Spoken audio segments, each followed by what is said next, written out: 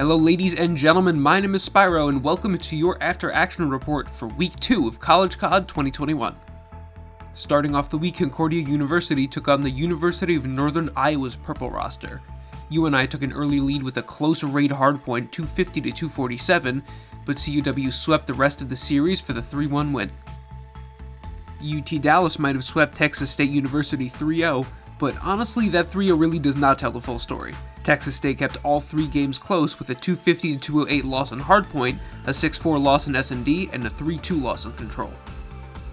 The Iowa Hawkeyes went up against the Missouri State Bearcats, and although Missouri kept the checkmate hardpoint competitive, the Hawkeyes still swept them 3-0. Rough lookings for the Bearcats in the beginning of the season, but hey, there's still a lot more COD to be played. The University of Oklahoma's Crimson roster went up against Oklahoma State, where OK State continued their hot run, winning 3-0. The S&D was honestly not close at all, but there were still some good signs of life from OU Crimson in the respawns. The University of Colorado in Colorado Springs, for lack of a better way of saying it, got completely steamrolled by the Arizona Wildcats, getting 100-point clubbed in the Garrison hardpoint, losing 6-2 in Search and Destroy, and losing 3-0 in Garrison Control. West Virginia Potomac College started off Day 2 against Appalachian A Division's first seed, OSU Scarlet. OSU's been pretty dominant in the early part of the league, and that showcased here pretty damn well, winning the series in a quick 3-0. FSU Garnet has been crazy successful thus far, not dropping a map in the first 2 weeks of play, which they continued here against the Full Sail Armada. Now, the previously dominant Full Sail has had a pretty rough go of it to start off the season, currently standing 7th in the Coastal A Division with a 1-3 win-loss record.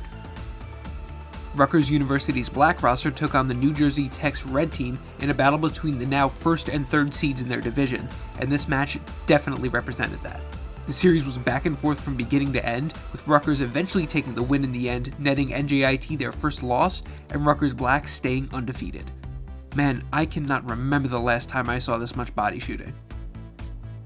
The University of Hartford went up against the U.S. Naval Academy's gold roster, and even though USNA Gold swept Hartford 3-0, every game was close, with Garrison hardpoint ending in a 250 to 239 score, Raid S&D going 6-4, and Checkmate Control going 3-2. The University of New Haven's Chargers absolutely swept through Sacred Heart University, including a 250 to 26 scoreline in Raid hardpoint. Pretty rough start from Sacred Heart in the first 2 weeks of 2021 play, but hopefully this is one of those situations where they can use this as motivation going into the rest of the season. And closing out the week, the University of Alabama Huntsville went up against Kennesaw State University's black roster.